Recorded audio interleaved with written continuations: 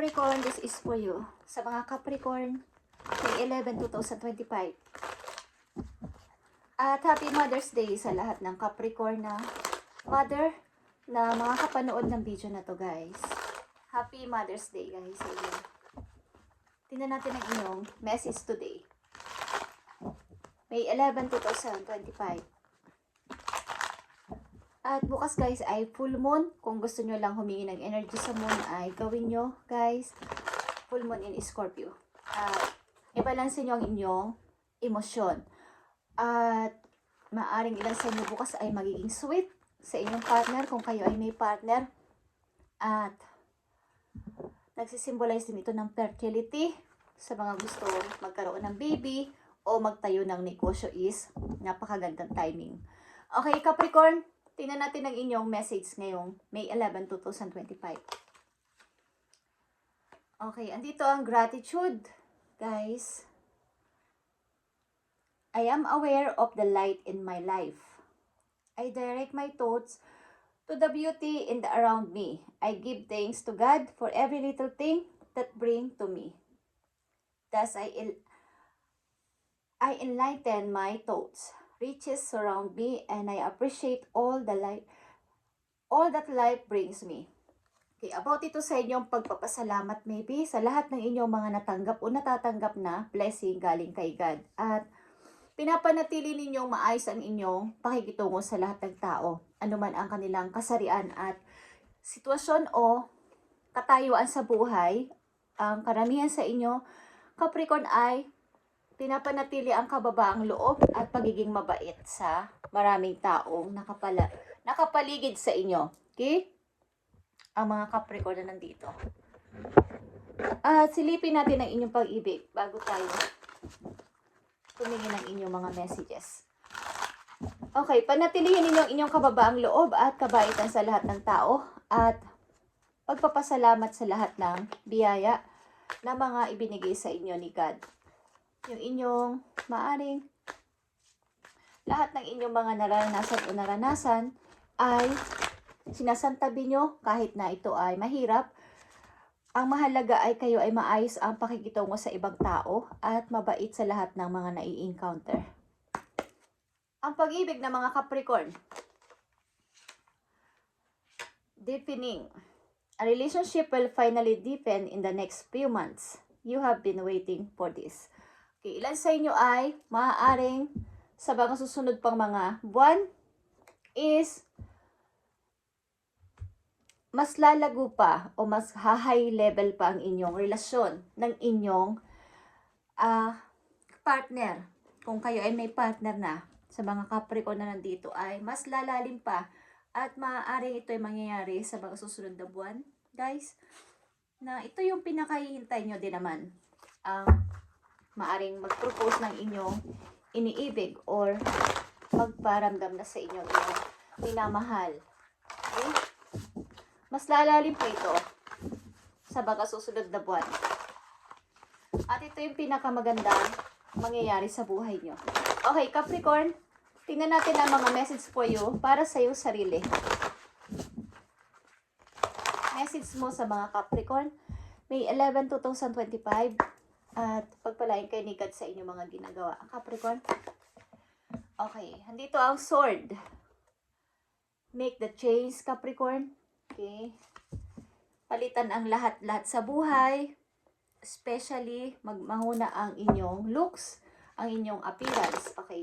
Pagpapalit ng style at mga paniniwala sa buhay. Lalo na yung pagtingin sa katotohanan at pagbuo ng mga desisyon na seryoso na this time. Okay? Make the change. Ito ay number 7, guys. Changes. Changes para sa lahat ng Capricorn na nandito sa reading. Umpisahan sa inyong looks, sa inyong pananaw, sa pagtingin sa inyong kahalagahan sa buhay. Umpisahan ninyo. Message for you, Capricorn. I need 3 messages for you. May 11, 2025. Nandito ang 6 of Swords. Okay. Paaring pagtakas o pag-alis sa isang gusto nyong maalis na sitwasyon is liliban kayo ng bakod. Okay. Ibig sabihin ay aalis sa dating mahirap na sitwasyon at maaaring may sasamahan kayong person o may susuporta sa yung person para sa ibang lugar. Isama sa ibang lugar or sa isang tahimik na lugar. Pagpapalit ng parang maiba naman ako. Okay? Maiba naman ang aking kapaligiran. Yan. Meron kayong gagawin na ganito o may iniisip na kayong maaring pagbabago sa inyong buhay na gusto nyong mangyari na this time. Capricorn, okay? Speaking of pagbabago, andito ang the Fool at ito ay 0. Okay? Agarang pagdedesisyon para dito sa new journey ng inyong buhay. Pagkamat kayo ay urong-sulong at hindi maintindihan kung anong gusto talaga sa buhay, ay kailangan nyo talaga ng make the change. Okay? Maaaring careless ang ilan sa inyo mag-decide. Hindi masyadong pulido. Pabigla-biglang magdesisyon. Kaya ang nangyayari ay hindi agad-agad nadidismaya, nadidisappoint. Kaya paurong-sulong. Aalis pero babalik. Okay? Yun ang example doon. Nakikita nyo ang 10 of Swords, guys.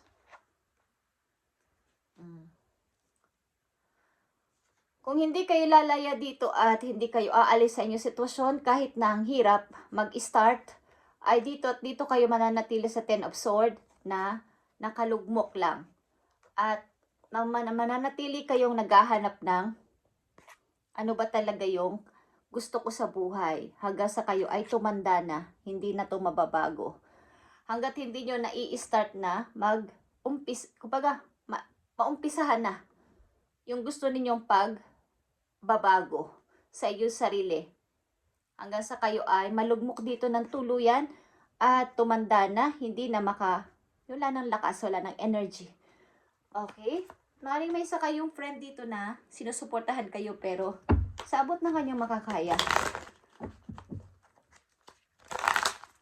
Humingi kayo ng lakas, tibay ng loob kay God, kay Universe, o sa moon bukas, lalo na full moon bukas, guys. Humingi kayo ng good energy mula sa moon at mahiwaga o mystery ang moon, guys. Ang moon din kasi ay nagsishift o nagbabago ng, ng shape. Bukas ay full moon at yun din ay pagko-close. Sabihin, after ng full moon, mag-new moon na. Okay? So, yun yung inyong new journey. Capricorn. Message for you is reflection, guys. Giraffe. If you are facing a difficult situation, do not rush into making a decision. You are advised to turn the problem around in all possible manners before deciding on solution. Your circumstances need to be examined carefully. Okay? Kaya kayo ay nadidisappoint nang mas madalas is kayo ay pabigla-biglang magdidesisyon, biglang gagawin hang hindi pa pulido. Like I said, hindi pa pulidong-pulido ang mga plano. Kunwari sa isang pagluluto is gusto ko ng menudo, pero kulang-kulang ang ingredients, pero lulutuin nyo na. Kasi ando na yung ibang ingredients. Kahit ano pang mangyari, lulutuin ko to. Nagmamadali ako. Okay, gustong-gusto ko na ng matikman to. After nyo maluto yun is hindi talaga siya nagtugma. Yung lasa, das kulang-kulang ang ingredients. Yun yung ang ibig kong sabihin is pabigla-biglang decision at kapag nagawa nyo na kayo ay nadidisappoint at nawawalan kayo ng gana. Okay? So, kailangan dito ay pulidong pagdidesisyon at huwag kayong mag-rush. Pero gawin nyo talaga. Okay?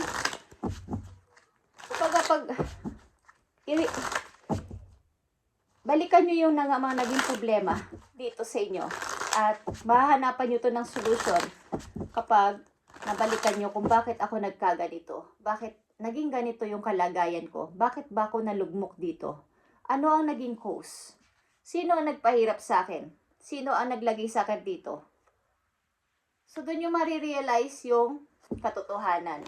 Okay? Reflection is here. Pagbabalik tanaw sa nangyari sa inyo para tuloy-tuloy kayong makamove nang walang palya o something na hindi kayo baga tuloy-tuloy, walang mga delays.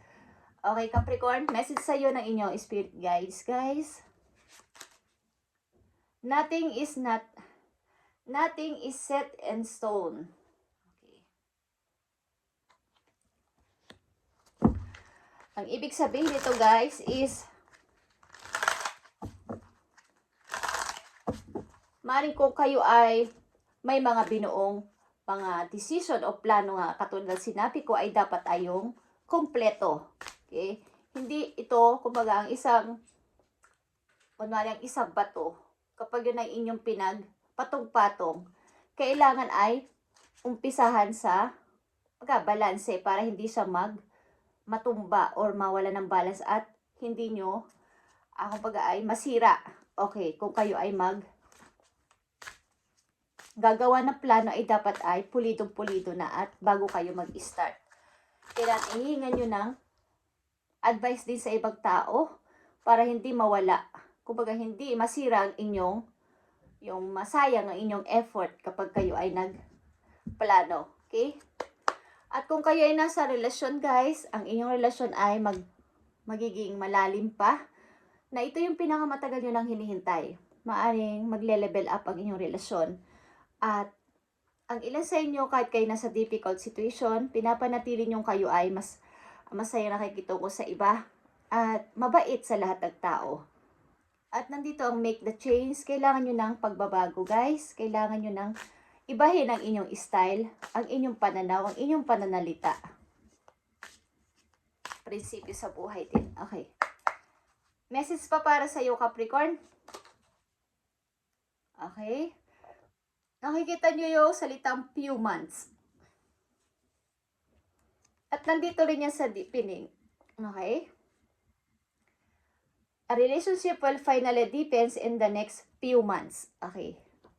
About ito sa few months. Okay. Maghintay kayo ng mga few months is something na mayroong mangyayaring maganda sa inyo. Okay? Capricorn, kung kayo ay nasa relasyon. Ito yung matagal nyo nang hinihintay. Maaari, may susundo sa inyo. Meron sa inyong isasama kayo sa ibang lugar, guys, para mag-umpisa. Okay, Capricorn, tingnan natin pa mga message for you. Ingatan mo mga decision mo, Capricorn, simula sa araw na to. At matyaga mong i-review kung ano ba talaga ang naging cause ng aking paghihirap. Ito ba ay dahilan ng ibang tao? O dahilan ko din? Dahil din sa akin, kaya ako nagkaganito. Dahil din sa style ko, dahil din sa ginagawa ko, is bakit ba ako nandito? Kunwari yung sobrang tiwala sa ibang tao. Bakit ko ba nararanasan to? Okay? Message for you, Capricorn. Nandito ang go outside. Ang ilan din sa inyo ay hindi masyadong naglalabas. It's time to go outside, Capricorn. Tune into the powerful peace of nature. Wherever you are. And feel at one with your habitat. Okay. Dahil kayo ay earth sign, guys, Capricorn, kayo ay hinihikayat ng nature, Mother Nature, na kayo ay maging malapit sa kalikasan. Sa mga puno, bundok, dagat, at sa mga hayop. Lumabas-labas kayo minsan at mafe-feel nyo ang magkaroon ng peace of mind sa ganitong klaseng lugar.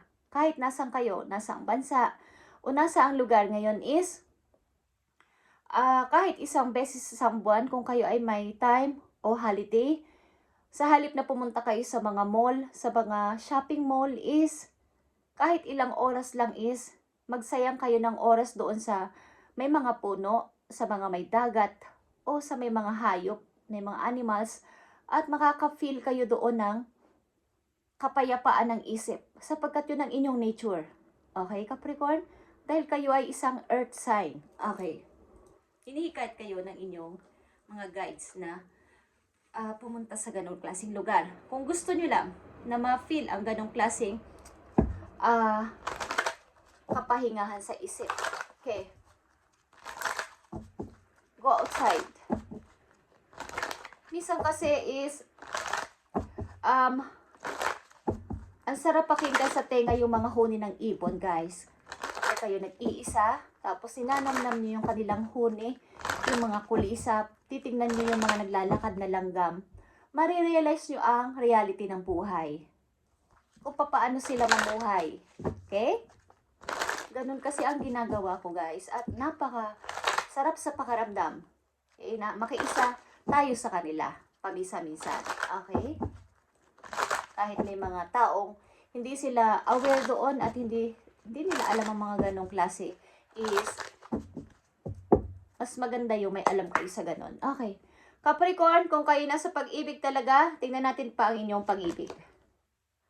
Okay, andito ang even when you feel lost, there is always way through the labyrinth. Okay. Kahit kung kayo ay, bawang inyong relation ay on and off, o kung saan-saan, hindi, makikita pa rin kayo kung saan kayo nagtagpo. Ang ibig ko sabihin, kahit kayo ay LDR, kung samang kayong bansa nandoon at hindi kayo magkasama, or may daan papunta doon sa inyong dating tagpuan, baga, kahit sabihin nyo pa na baka hindi kami maging kami, is kayo't kayo ang makikita doon sa inyong dating napagkasunduan na lugar o pinuntahang, para kasing puzzle yon at magtatagpo kayo dun sa inyong naumpisahan. Okay, maaring kayo ay nadidealing sa taong inyong minamahal talaga at ito ay something na telepathic. Okay. Minsan napapanaginipan nyo isa't isa. Okay? Kahit na ano pa ang mangyari sa relasyon nyo ay kayo't kayo ang pag nagtatagpo pa din kayo. Message po yung Capricorn at magkaroon ka dito ng pagbabago. Inihiling ng yung mga guys. Something changes is gawin mo sa iyong buhay at huwag masyadong maging rush sa mga didesisyonan. Pag-isipang mabuti at i-review lahat bago sumagot ng yes or no o something. At something na keywords na few months, i-manifest nyo to, guys. Okay. Tingnan natin pa ang message for you, Capricorn. Nandito ang number 9 at ito ay Ace of Pentacles. The birds signify thus misfortune and first enemies when near. Okay, it's far away from the person with 7. Okay, with 7, 16, 12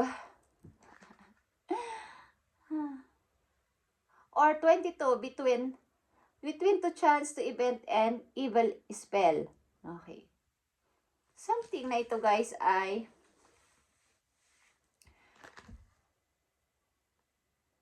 may mga nagmamanman sa inyo, okay? Capricorn.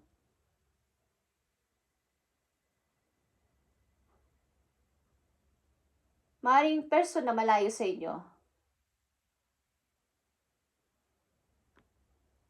Maring pinanganak ng 7, 16, 12, or 22. Is maaring may ginagawang spell sa inyo, guys. Okay. Pinapadala minsan ng isang ibon, something, para kayo ay manmanan kung anong inyong ginagawa. Okay. Capricorn, so mag-ingat kayo. Okay, guys. Kaya hinihikayat dito ng inyong mga guys sa kayo ay makipaglapit sa kalikasan. Para, amisa kasi pwede tayo makipag-ugnayan sa nature. Okay, guys. Nabigyan tayo ng protection dito sa kung saan man tayong lugar nandoon, is napapalibutan tayo ng kung ano-ano na hindi natin nakikita. Okay, Capricorn? So, just saying. At mag-ingat ka. Taong malayo sa iyo is maaaring minamanmanan ka o may ginagawa siyang spell para sa iyo. Okay? So, mag-ingat ka lang at Kung hindi mo to siseryosoin is okay lang naman. Para sa'yo to. Okay? Para sa'yo ang message na to. At konting ingat lang, guys. At maging aware kayo sa paligid. Huwag kayong masyadong magtiwala sa mga taong inyong babago-bago pa lang nakikilala. Okay? Thank you and God bless Capricorn. At sa mga mother na nandito sa reading, kung kayo ay mapapadaan dito sa channel ay Happy Mother's Day ulit sa inyo guys. At pagpalain kayo ni God. At paminsan-minsan, go outside guys kung may holidays kayo at make the change guys. Please. Unahin ninyo ang inyong looks, pananaw at yung mga ginagawa sa buhay. Gawing kakaiba naman this time. Okay? Thank you and God bless Capricorn.